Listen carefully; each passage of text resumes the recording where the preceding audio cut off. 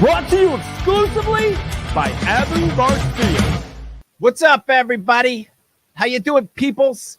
Hope you're having a wonderful day, afternoon, evening, morning, wherever you're at, wherever you're watching and listening.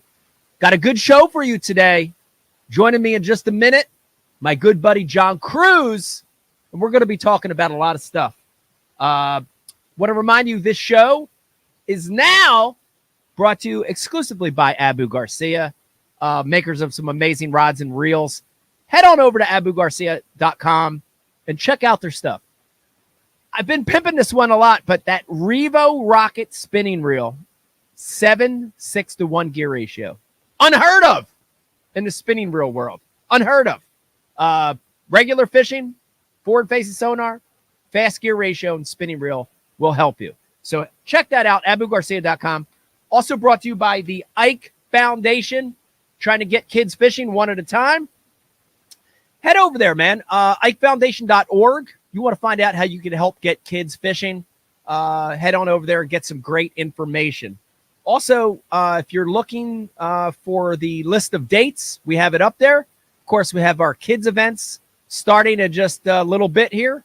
We've got a Hook 'em Early tournament in May, Gloucester City, New Jersey. And then, of course, that Pro-Am, June 1st this year on the Upper Chesapeake Bay, giving away a Bass Cat, brand new, Yamaha, brand new, just amazing first place prize. IkeFoundation.org. Sign up. It's not too early. All right, enough of the chit-chat. I want to get him on. I know he's in the truck. We're going to be talking to him about it. Joining us now on Ike Live for probably the 2000th time in 10 years, my good friend John Cruz. John! Yo, what's up, buddy? What up, John? Yo, John. Yeah. Man, we're burning up this road like we do, you know. I love it. I love it. All right, so we talked a little bit about it. I didn't want to talk too much, but you got on the road. You were saying the hardest part is getting on the road. Tell me about that. I think a lot of people don't realize. I think a lot of people assume that we have like this, this ensemble of people, right. Handlers and people that handle all that. And you just get in and maybe you fly there. Maybe you got a private jet or whatever. But no, that's not true. What's the reality of this here? Yeah, the reality of being a professional bass angler in general is that, earlier in your career, you don't have near as many obligations, and you kind of leave a couple of days early, do whatever, it's not, you don't have the time crunch, but the more time goes, the more obligations, the more stuff you create. I mean, especially with me with missile baits, and then with April being Autism Awareness Month, we'll get to that stuff in a minute. You have all your stuff with the Ike Live and the Ike Foundation and all your sponsor obligations, and that stuff adds up on you to where you get to be about three. I mean, you try to get all as much of it done, but then you get about 3 days out from when you need to leave, and you're like, oh shoot. Yes. This is gonna be a time crunch. So that's what it is. And then once you get on the road, it's like, it's all behind you. You leave it all behind, and now you're just gonna go and compete and only have minor distractions. Minor compared to all the stuff before and during the drive. Now, so you're on the road. You're headed down to Florida. We've got 2 events coming up back to back. Right. Practice is unusual for this one because it starts on a Sunday. So I'm assuming that's why you're leaving a little early. Yes. And, I felt like at the beginning of each of the seasons in the last couple years, I've left a little bit early and then spent a day or day and a half on the water in the vicinity of where I'm fishing, just to kind of get my mind into that part of the country and fishing, and out of QuickBooks and out of spreadsheets and out of payroll and all that stuff that we have to do. Get out of that mindset, get into the actual fishing mindset. And so I'm going down a day early, going to fish with a buddy of mine down here, Mike Davis. And we're going on just not anywhere where we're fishing, obviously, just another lake. Wherever he wants to go is where we're going to fish, and just get into the kind of Florida fishing mentality down here. That's awesome. While I'm talking about that, I want to bring this fact up. I've known you for a long time. And when I look at your career, John, you're really, really good in Florida, and specifically, you're really, really good at St. John's River. I don't think I've ever asked you point blank, why? Why? Why is it? Why are you like St. John's special? Like I don't know the numbers. If I was a producer like I used to back in the day, I would have researched it or something. But dude, every time you're right there. You're in the top 10. You're in the top 20. Why? Why is that?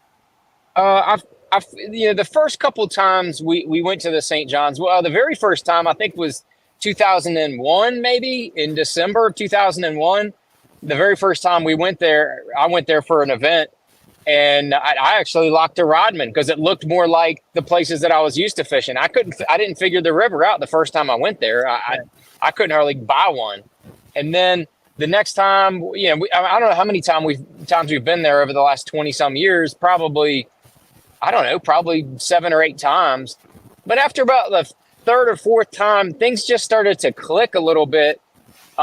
You fish the place enough, or any place really, you start to learn productive and unproductive water. So you maximize your time in productive water, and then you minimize your time in unproductive water, part of it. But the other part of it is just understanding and knowing tides.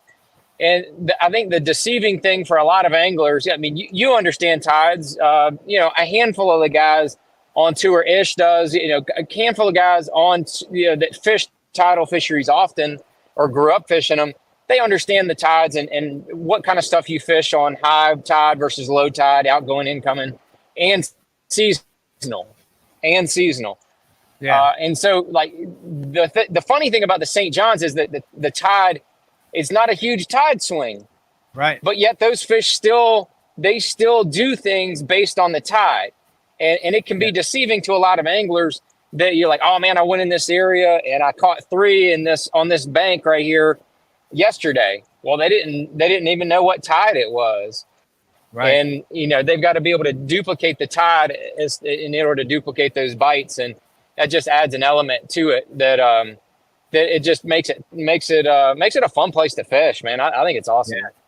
I love the diversity of the St. John's. I've had the opposite. My track record in Florida has not been great over the years, and I think, and I know my mistake is I don't like to slow down. I can't pick stuff apart. So I've had marginal success in the state of Florida. But in saying that, I like the St. John's, I like the Harris Chain, I like the diversity of those fisheries.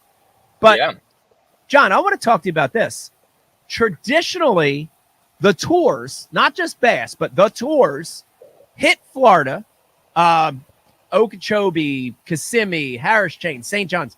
We hit Florida in December, January, February, especially January, February. Yep. Very unusual that the elites are visiting both the Harris Chain and St. John's in April. What do you, does that make you excited? Are you nervous? Or, you know what I mean? It's a totally different time. Like, I think it's awesome. You mentioned that. And for years and years, it's like we're stuck in a rut. Every time we go to Florida, we go down there at the absolute worst time to fish Florida. You can go to Okeechobee anywhere from like May to October, and it's fantastic. Yeah. And then we go down there when all these fronts are rolling through, and the fish are just like, nah, we're going to wait for happy times again. We're not biting. We're not playing this game. Yeah. And so it's a real fickle bite down in all of Florida for the winter months. But that's kind of the only place that you can compete. So we get kind of squared into that little spot where we have to go there. Right. Because you can't really go anywhere else. But I'm glad that they switched it up this year. Went to Texas first, even though I stunk the joint up in both events. Me too. Those are behind us.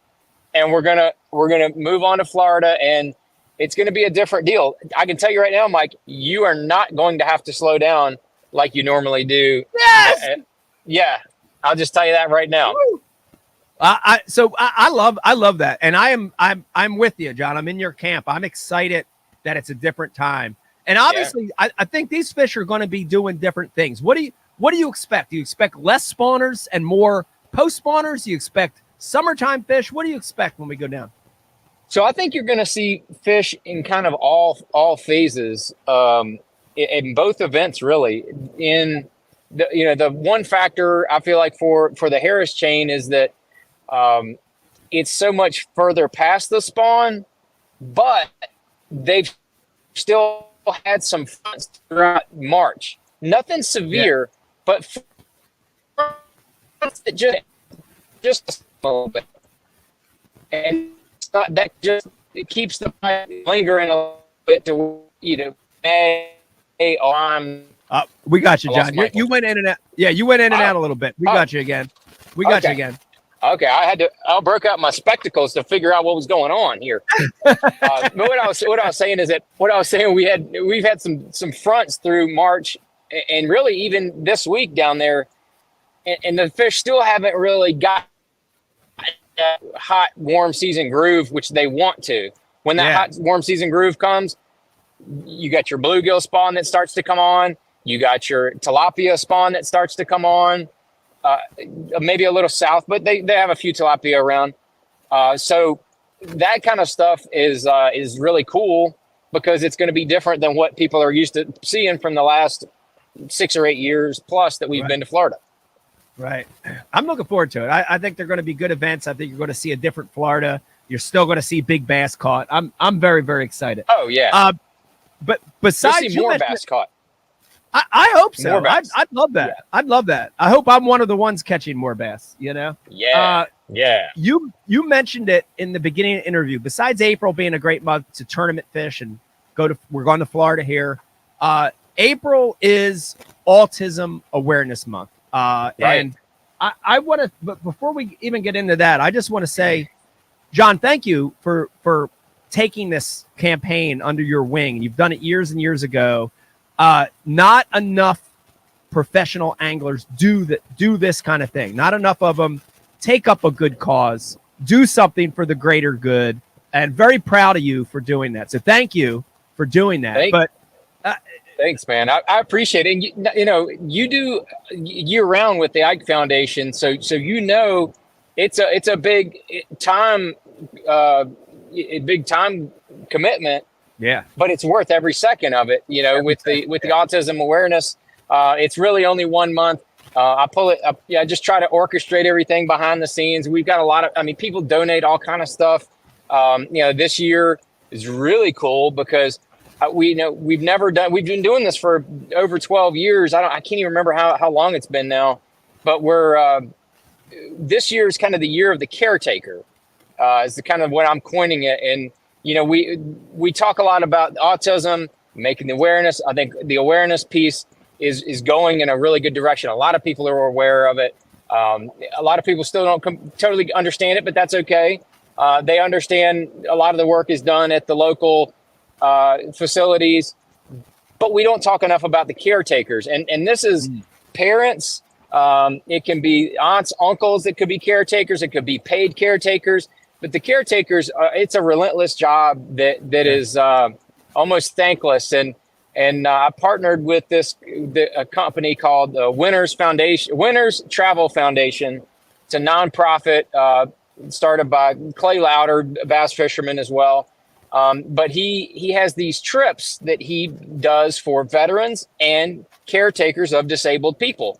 He is donating 2 trips to be given away this month for caretakers of autistic people. We're going to host the application form on the Missile Baits website.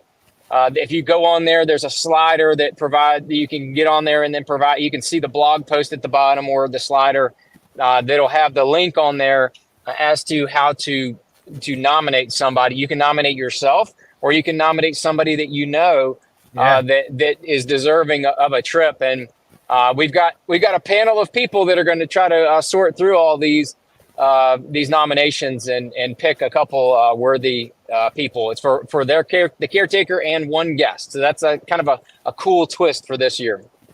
That's super cool. And you hit it right on the head. I think a lot of times, even with what we do with the Ike Foundation, you forget about the other side. So on the Ike Foundation, you forget about the parents and the uncles and the adults taking the kids. You forget about them sometimes. So Yeah. I love what you're doing. And just again, real quick, so if people want to get into this, they want to support this, head to the missile site, head to missilebaits.com. They can see the forum over there, all that stuff. Yep. Okay. And then we're also going to be raising money, doing some auction items as well later this month. But really, the focus up until the end of these 2 tournaments is going to be on the piece with the nominating people for the trips, and then also people can buy the bracelets and the stickers on Missile Baits as well. And 100% of those. I love the bass. I love the bass. 100% of those proceeds go to the Blue Ridge Autism and Achievement Center, which is my local autism awareness facility that helps with people with autism.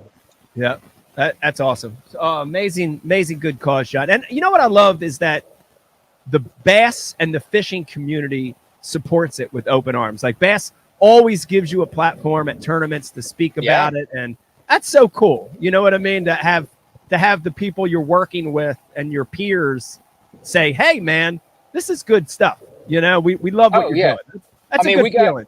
We got guys, like Drew Cook and Brian Schmidt. They wear the bracelet all year. They wear it all year, and they've done it for years. I mean, Drew Cook, after a couple years, he said, "Man, can I get another bracelet?" I was like, "Yeah, sure." And he showed me his, and it was just completely worn. Yeah, it looked like it had been out in the sun for years and years, which I guess it had. But I gave him one and then like Brandon Polinick doing special edition merch every year for autism, and then donating the proceeds to charity there. It just, you're right. It's very heartwarming to see the support of the entire fishing community behind autism and other causes as well. Yeah, that's awesome. Well, you're doing a great thing, John. Very, very cool. Very proud of you for doing that. You mentioned Missile to go over to Missile and get all that info, but I want to switch to Missile. I want to talk about Missile a little bit. And I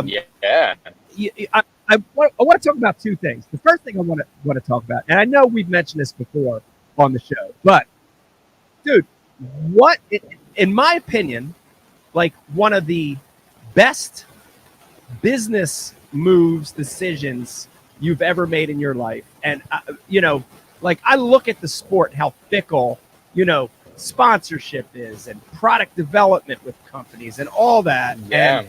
And you just said, screw it. I'm doing this myself. I'm taking it out of the realm of this weird, who knows what's going to happen. And you control your own destiny. I think that was, I'm just so, all these years later, I'm so amazed that you did that and successfully, Yeah. I mean, I appreciate that, man. It's been a journey for sure. It's been 12 years that we've been doing Missile. Yeah. And it's hard to believe really that it's been that long. But I know you were involved with it from the beginning on the Missile Jig side. Yeah. And it's been really cool to be able to watch it grow. I didn't know exactly how long it would happen or any of that kind of stuff, but it really started because I was working with Spro and helping them design baits and promote them, and I really enjoyed the process. I thought that was so cool. I said, I need to do this for soft plastics. One thing led to another, and then ended up starting Missile Baits, and man, it's been crazy how here it is 12 years later, and we're still growing and still getting into more distribution, and still coming out with new baits. It's a lot of fun. It's not come without plenty of trials and tribulations. That's for sure. Right. It's a lot of work. It has ups and downs. It can be a struggle, just like any other business, right? It's got those. That's right. But like, how good does it feel, to know that, like, I'll just give you 2 as an example. Like, you can't go anywhere and not hear somebody throwing a D-bomb, flipping a D-bomb, right? It's become an iconic bait, like a man's jelly worm almost. You know what I mean? Like the D-bomb. Everybody throws a D-bomb. And the same thing with, I think, the mini flip, you know, in certain respects. We've talked about this off camera. You know, Well, I'll tell you this, Mike. Last weekend, Noah and I, my stepson Noah and I, we fished a local tournament. We didn't do that good. We only had we had small ones. We got beat up. But the tournament was won on a mini flip. So I thought that was a win. I was like, woo! Yeah, it makes you feel good. And we've talked about this before, but like you make something that becomes iconic and people talk about and people imitate, you know, like, so we've always talked about it, but we came out with the mini flip. And then like within the course of about 2 to 3 years after that, every company has a mini flip. And it's, I know for me, it feels flattering, but it's got to feel good, right? To know you've created iconic baits, you know? It does. I mean, we created that thing. That was a joint effort between me and you, and I mean that's what all the jigs are, and including the monster jig. Yeah, the monster jig. I'm glad you brought that up because that is one of the Frankenstein. I would give that a Frankenstein term. Baits that we created, and still super new, still on the what I consider the front side of a brand new category, right? And when you do that, there's always that skepticism, and there's always a percent of people that are so unsure, and they almost, you know, they're just scared of it because it's new. But talk about that. Is the monster jig really like scary? Should people be scared about that bait, or what's the deal with that thing? It's funny. I was in a tackle shop this week down at Angler's Choice Marine, and I was talking with Trent, who runs it, and we were talking about the monster jig, and we were kind of walking through the tackle shop, and I said, looks like you've had some monster jig sales, because he had about 2 pegs that were empty. 2 of them had 1 on it. A couple of more, I just had 2 on it. He goes, yeah, I mean, you can't dispute that right there. That says what you is that they're selling and people are picking them up. But as you mentioned, it's still so new, that category, that a lot of people are picking them up and they still haven't figured out how to use them yet, even the trophy guys. So that's just going to take some time. You and I are going to do more education on it this year. As we fish it more and kind of educate people on it a little bit more. It's going to be kind of cool to see all the different ways. I know the musky guys are jumping all over it. A lot of the guys, sales, I mean, striper guys too. Saltwater striper guys as well.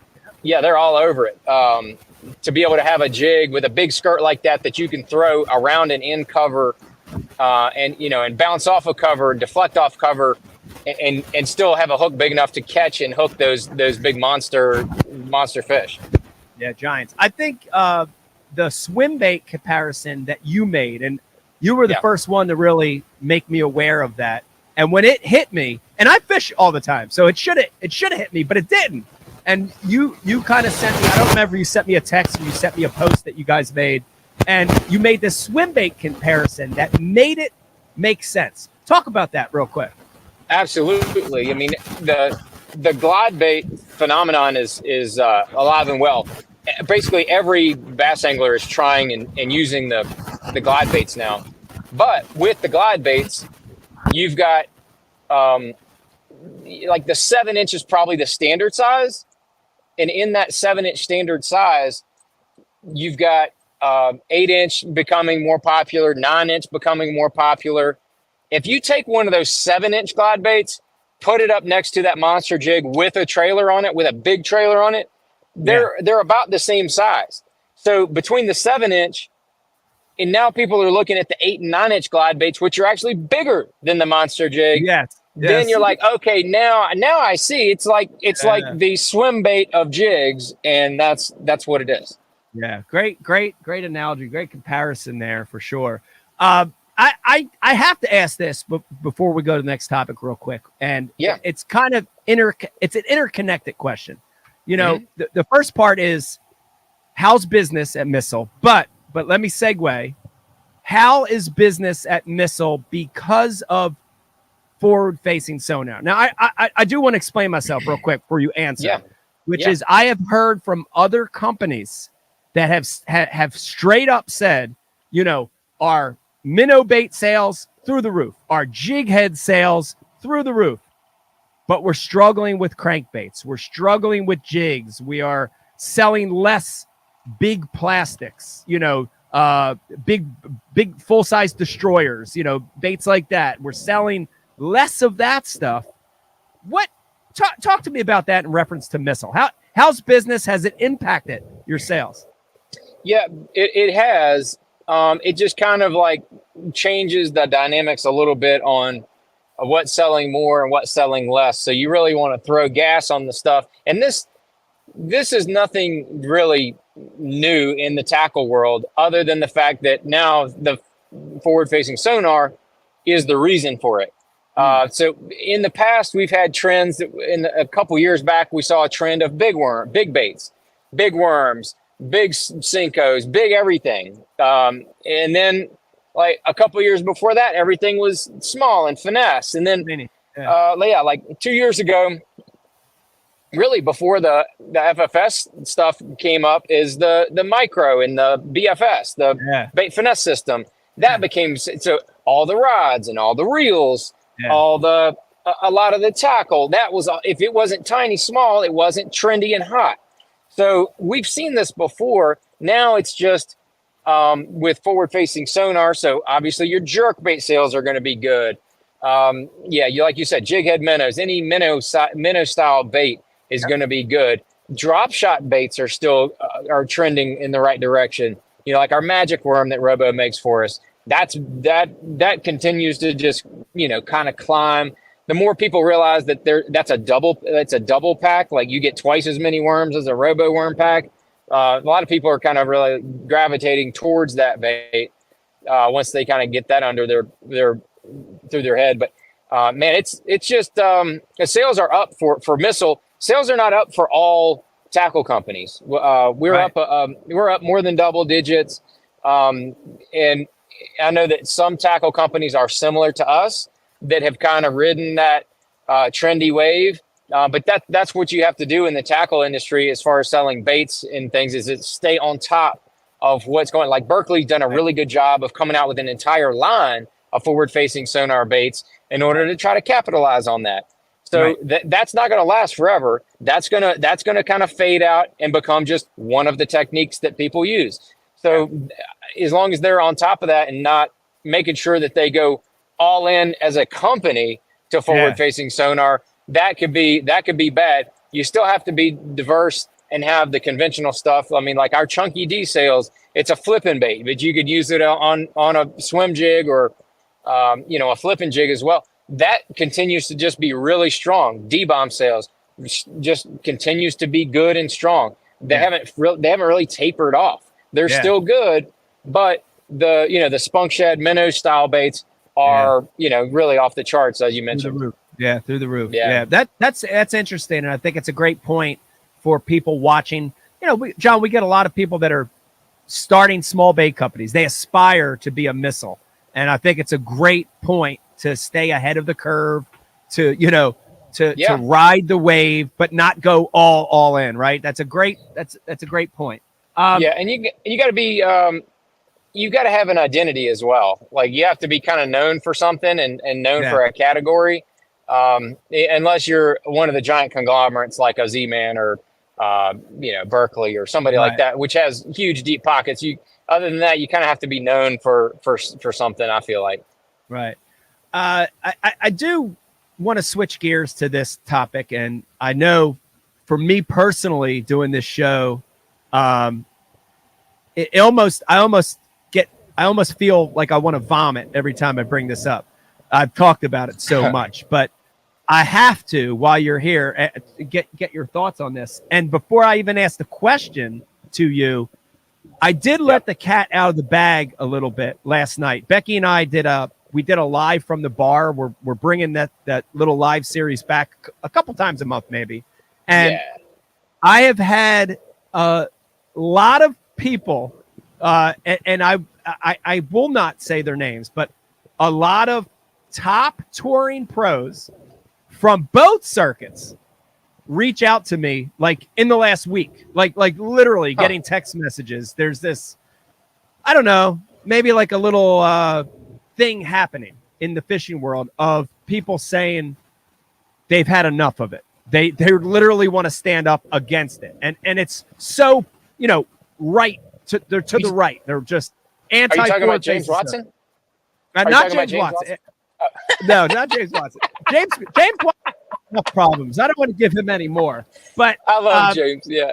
I was just playing. And here's the other thing, though. I did want to ask you this because we've had guests on the show that are so tied into a electronics manufacturer that they could not be honest. And they prepared me for it. They said, look, I can't talk about this. And I understand. And I get it, right? I totally get that. So, but I got to ask you, John, and this is like live. You got to be honest. Give us your honest opinion and take on forward-facing sonar, where it's at now, where it's headed. What's your honest opinion on it? Okay, so I've got a twofold answer for you, Mike. I've got the first part of it is going to be my opinion, and the second part is going to be a solution. Okay. I think a very viable solution. Yeah. That I've never heard anybody say, and I'm going to kind of let it out to the world right here with you. Yeah. If you want. I would love that. I've run it by a couple of people, and they're like, yep, I think that could work. So here it is. Here's my opinion first. Okay. So my opinion is that the horse is out of the barn as far as the technology goes. And there's only going to be more innovative technology that comes along. I see points on all sides of the argument for and against forward-facing sonar. Like I get it on all sides. Yeah. I'm not for or against it. I think it's fascinating. I think it's fun.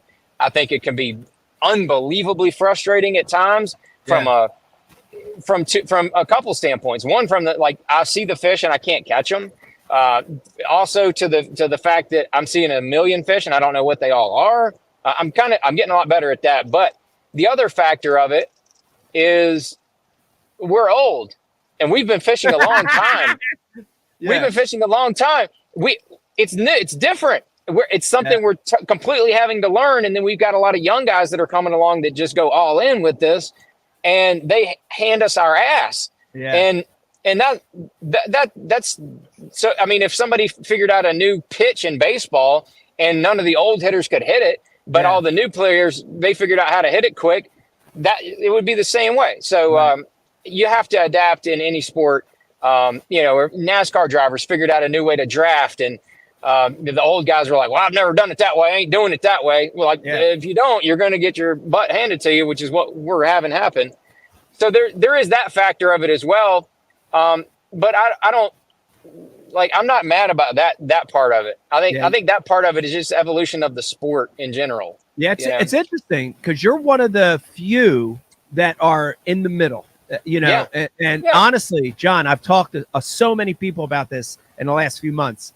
And 90% are so for it, hardcore for it, draw a line in the sand. The other half are so against it, draw a line in the sand, and there's no middle ground.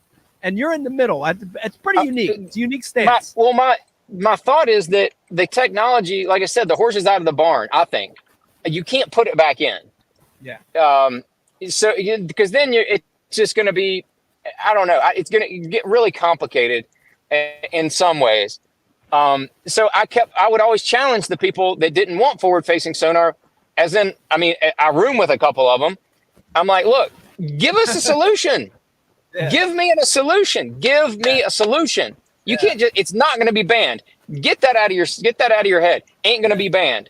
Yeah. So give me a solution. Nobody has been able to give me a solution that's any good. Right. In my opinion, they're all garbage.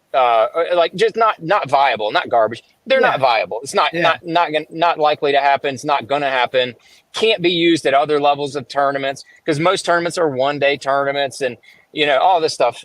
So I got back from Texas, and our warehouse manager at Missile, Mark, he is a complete. If there was ever a fish head, he is the epitome of fish. Fishes 2-3 times a week. If he doesn't, he gets very cranky. He eats, breathes, and sleeps fishing and everything. And we've had this discussion multiple times. Yeah. About forward facing. He got forward facing sonar a couple years ago. He's fished his whole life. He's a few years. I think he's closer to your age than mine, but we're about the same age. He's been fishing since he was a little kid. When he got forward facing sonar, it was like fishing was all new to him again. He could not wait to hook his boat up to this truck to go to the lake because it was of like forward facing. Because of forward, yes, because it's all new. It's all new. Everything's new again. He's relearning all these different ways to catch the things that he loves. He's not going to just go out there and pound the bank with a spinnerbait or a crankbait or a jig or something like he's done for 40 some years. So it's all new to him. And I'm like, that's what we need to capture and take with us from forward facing sonar. So his idea was, he said, what if you had a time clock on forward facing sonar that you could only use it for 8 hours for the whole tournament?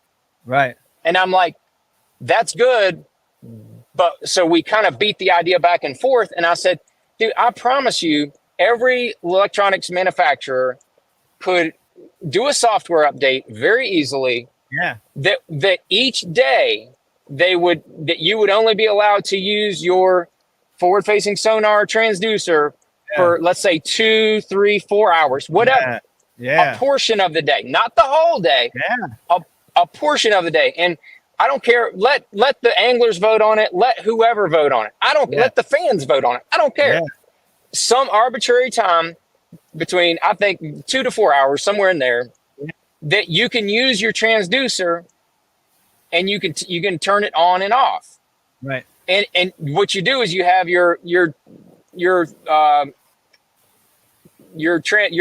would have a tournament mode that you would have they would log, like, let's just say Garmin. So you'd have or Lowrance, but they could both do it easily. They could have a tournament mode. You turn your tournament mode on in the hard drive of the unit. It would be logged when that tournament mode is turned off and when it's turned on. And during the tournaments, all of our units have to be turned into tournament mode, practice and the tournament. So you would only have 2 to 4 hours, whatever it is, to use that forward-facing sonar, and then you can turn it on and off. So, like, if you're running your boat from one spot to another, you can turn the transducer off and then turn it back on, so that you can use it if you want to. So maybe you look and you find a school of fish. You're like, oh, sweet, there they are. Turn it off, and then make your cast, and then you're fishing like normal, or you catch one, and then you turn it off. So you can use it however you want to for that allotted time period, and in that 24-hour period, that each day, when your time's up, it will no longer be of service and no longer be used. And that kind of a tournament mode could be used in, I mean, if BFLs or local team tournaments or whoever wanted to use it, you'd have to do it. If you didn't have tournament mode on your forward-facing sonar, you can't use it. Can't use it. Right. That is, honestly, John, that's the most interesting, idea that I've heard. I've heard a lot of them. The funny thing is, you'd still have to use it if that was applicable, but it wouldn't be it wouldn't be like all day just blindly going around in the middle of nowhere. Right. You still have it as a tool. The manufacturers still have the ability to sell it, so it doesn't hurt their sales, right? The forward-facing sonar guys are happy because it's not eliminated totally. It's definitely an interesting take on it. And the funny thing, John, and this is, your version is a better version of this, but 2 years ago, not last fall, but the fall before, you remember I went to Italy to fish that standalone bass tournament. It was on a really famous lake in Italy called Lake Bolsena. And in this event, because here's the reality, Europeans hate forward-facing sonar more than Randy Blockett. Okay, so honestly, like Europeans are like Randy Blockett times 10, but they didn't like it. But competitors were coming from other countries that had it and wanted to utilize it, and they created what was called a power hour in this tournament. And for 1 hour each day, you were allowed to use forward-facing sonar. So it was different, and it wasn't as flexible, right? Like the minute that you turned it on, you only got an hour from that point. And of course, they had officials in the boat to monitor that hour. So it's a little rougher version of what you're talking about. But I think that's got some legs. They didn't. Yeah, that didn't have the ability, the power. They don't have the ability to reprogram their units. Right. So that's like the best they could come up with, and I think that's a really cool twist on it. I think that's cool as heck. It makes it fun, interesting. When are you going to use it? That kind of stuff. Right. Maybe it is 1 hour that we get to use it per day. But we need buy-in from all the electronics companies. I mean, I think that I would hope that they would all embrace it and do it. And I think it would only be for forward-facing sonar. I think if somebody wanted to have 360, that's not affected. Side imaging, not affected. Yeah. It's only for the forward-facing sonar transducer, either in perspective or in forward. And if you have multiple transducers, it's the same thing. But you got your 1, 2, 3, 4, whatever we vote on, whatever the fans vote on, whoever votes on, that's what we have to work with. And hopefully, if the manufacturers will reprogram our units to do that, I think it would be fairly easy for them to do that. It would be a lot of fun. It would just throw in another element, and here's the other part: they could use it in crappie fishing tournaments too. Right, and it would help. Right. Yes, the same program, and it would help. Kind of eliminate some of the problems over there because they got a few. FFS experts over there that are just, working everybody and, and it's just, I think it makes it, even if it doesn't level the playing field, it makes the perception that everything is going to be leveled. Yeah. So you mentioned that getting buy-in from the electronic manufacturers would be key, obviously, but what else, John, would it take to make a change like this? What else do you think it would take for this to happen?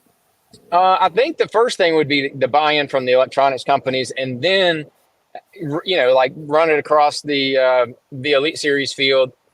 If the Elite Series field votes for it in favor of it, then we vote in favor of a certain time period, and then once we vote for that, and if we adopt it, and I think you'll see the crappie fishing tournaments, you'll see other tournament trails adopt it.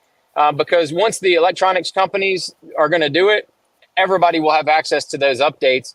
Everybody will be able to kind of emulate what Bassmaster does. Right. And I think that would be kind of a cool solution. I think that would make a lot of people happy to where you're not, for 8 hours on live watching, somebody stare at their screen, which is what a lot of people complain about.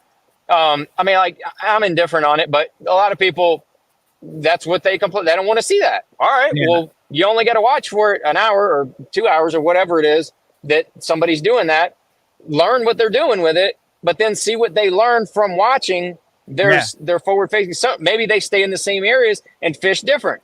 Right. Maybe they completely change what they're doing and go throw a chatterbait in the back of a creek. Maybe they, all of a sudden they're like, all right, I'm going to do this while I can, and then I'm going to go throw topwater and try to catch some big ones or whatever their strategy might be. I think that will re-engage the fans.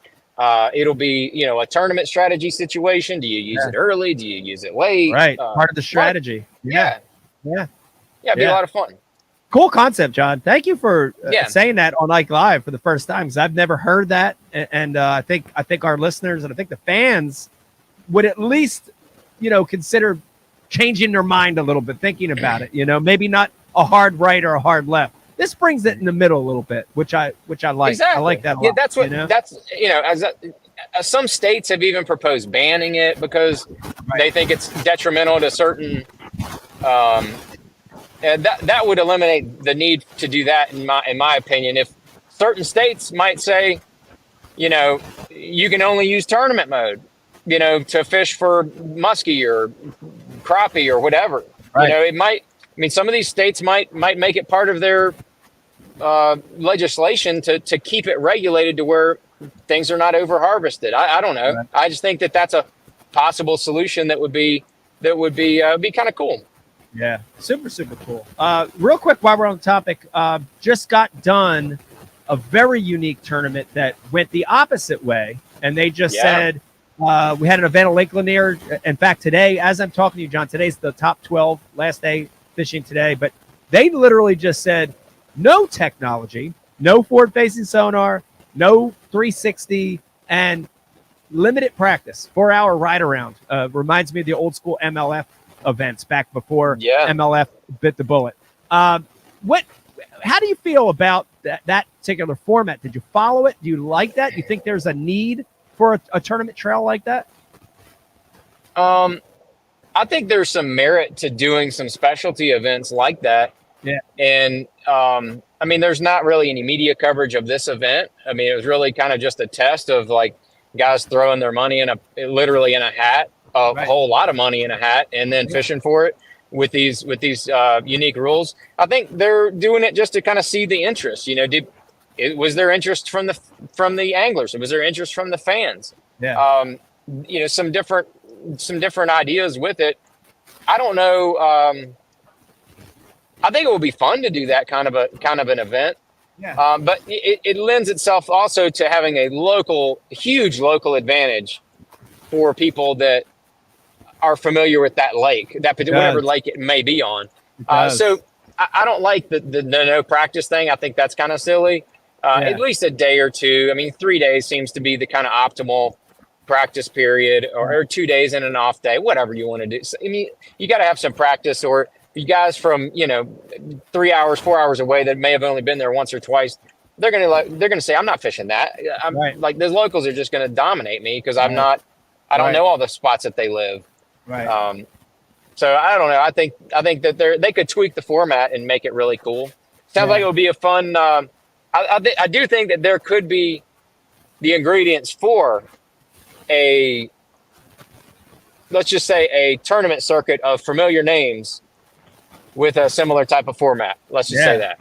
Yeah. You know what I'm talking about. I do know. And I miss those, if you're watching and listening and you're a young guy, you'll have no idea what I'm talking about. If you're old, there was a time in the sport where bass had a lot of specialty events, the E50s and mega bucks and, the last chance tournaments to make the classic. And I always thought that those standalone events were fun and created ways to expand the season, to extend the season. And so I agree with you. I'd love to see more of those. I'd love to see some more of those formats as specialty events. I think it's a good thing. All right, John, I know you're driving. I got one more thing I want to hit you with. This will be our grand finale, the exclamation point of this interview. And for me personally, I need to hear this from you. Okay. You mentioned it earlier in the podcast, the very top of this podcast. We've had not ideal starts, you and I. We've had, what I would call below average, slower starts to our season, or you might just call them shit. Shit would be another terrible or shit would be another good way to mention our starts. But the good news is we've got 7 events left. Right, we've got a long season ahead of us. Tell me, John, us and me, what do we need to do starting at Harris Chain to turn this season around and to make the classic and to get momentum and to hopefully put ourselves in position to win? What do we need to do? I thought it was very interesting. I heard you, Mike, say this on stage in Texas, is that you were not going to let these events define your season. That was exactly what you said. And when you said that, it hit me like a brick. Like, that's it. Yep. That's exactly what I'm after. And so the only way, it's a long season. We got 7 more events. Yeah. You just got to take one event at a time, one day at a time. And that's easier. It's a nice, little way to say it, so to speak. But one event at a time, you focus on that event, you prepare yourself for that event, then you prepare yourself for each day of practice properly, have a good game plan, be ready to adapt, and then just take what the cards give you. Sometimes that might be a top 30 finish. Sometimes that might be just squeaking into a check. Sometimes that might be hey, don't screw this up because you're on top 10 fish. You might win the tournament. Yeah. So that's kind of the way I'm going about it, is that I'm going to just go like one event at a time, not do anything, not looking for a win on every tournament. I'm going to go see what I can find in practice and then go with what I'm given, so to speak. Yeah. That's kind of what I've done over my career. And that's what I'm going to kind of get back to a little bit. Yeah, that's awesome. It's a great theory. And it's funny, as you were saying that, I was thinking, man, this is what I preach to Vegas, my son Vegas, when he fishes his tournaments, these little junior tournaments he's fishing. I always preach, don't think about number 5 before you get 1, right? Go out there, catch your first keeper. All right, you got 1. Cool. You're going to get some points. Go to 2. Got 2. That's right. Cool. Go to 3. You get to 4. Man, let's catch 1 more. We got 4. Let's get, I always teach him that. And it seems like it calms him down, puts his mind in the right place, and he's focused on that moment of the day rather than Thousand Islands in August, right? He's focused on that moment in time. So I love that, John. I love that. Do you mind if I steal that from you for these next couple tournaments? No. I already stole your, you're not going to let the Texas tournaments define my season. I already stole that. So you can have mine. Yeah. Well, I appreciate it. It's a great mindset. And I can't wait to see you down there in a couple days. I'm going to be a little behind you. I'm leaving tomorrow. And I'll be getting down Saturday, and we start our practice on Sunday. We have an off day. So let me know if you guys go to dinner on, what would that be? Tuesday night. Tuesday. If you guys end up going, that's a deal. If you guys end up going to, give me a call. I'll come hang with you guys. And I appreciate you coming on the podcast, John. It's always great having you on, catching up with you. We'll have some stiff drinks and some good food. How about that? Yeah. Stiff drinks and big meat, like big piece of meat, medium rare, any kind of meat, just big meat cooked. I love it. All right, John, have a safe drive. We're going to see you in a couple days. Thanks, Mike, man. Later. We'll see you soon, buddy. Thanks for having me on. Later, John. You got it. All right, guys, there you have it. John Cruz, dude, always great having him on the show. Really, really, honestly, I would say in my lifetime, one of the best friends I have in the fishing industry in my life. Good dude, smart business guy, and hell of a fisherman. So thanks to John Cruz for carving some time out when you're driving. And he didn't get in an accident. He didn't even hit a deer or didn't run into a guardrail or anything like that, which was great. Let me remind you, keep those comments coming. Guys, if you're watching and listening right now, I cannot tell you how happy I am to see the comments coming through on you liking the new format of the show. One-on-one, up close and personal, Ike Live 2.0. Man, it's been a lot of fun doing these shows. So thank you for the comments, but keep them coming. If you've got a guest or a topic that you want to hear about, send them in the email or the description comment section right here below this podcast, and we will get that done for you. Also, want to remind you, the show's brought to you by Abu Garcia, the maker of some amazing rods and reels. Head on over to abugarcia.com and check them out. Revo Rocket spinning reel. Dude, 7-6-1.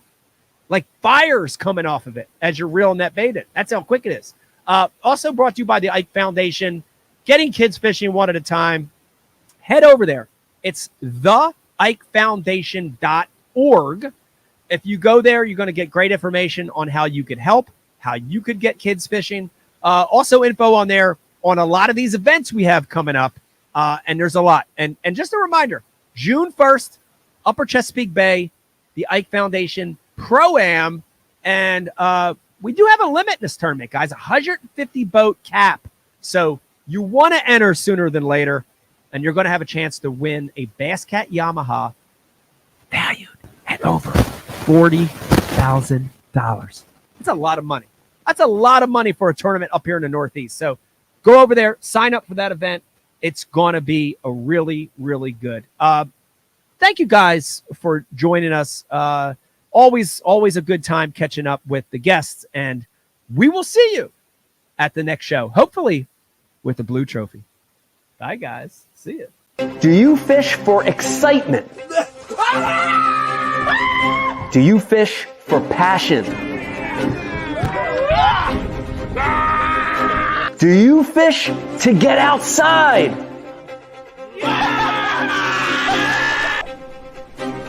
Or do you fish to win? Abu Garcia for life.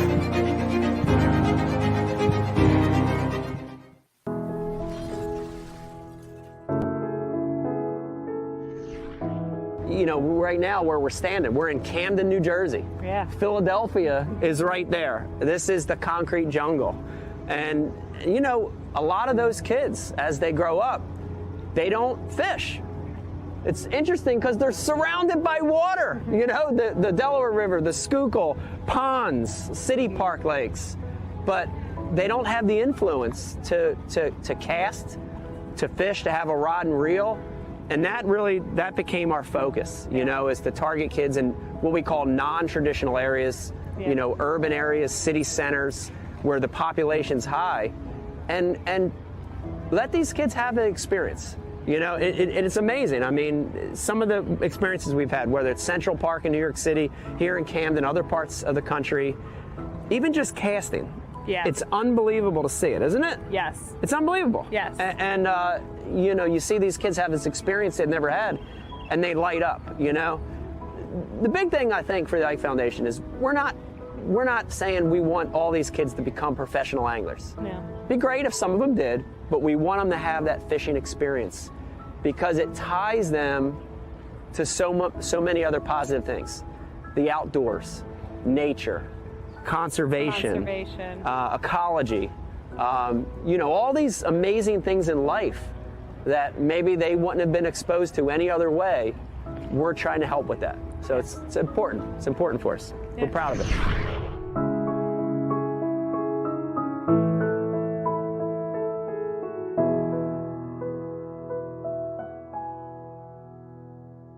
I subscribe to Bass U TV, and so should you. Great place to learn about anything you want to know about bass fishing. You get it at Bass U. We got the best of the best. I'm not just an instructor, I'm a subscriber. I'm John Cruz, and I am a subscriber. You can always learn, and watching Bass U is definitely helps with that. It's something that I like to do, and it's definitely something that you need to do. If I'm still learning, you should be too. Subscribe to Bass U because you'll learn how to catch a lot more fish. Ike Live, brought to you exclusively by Abu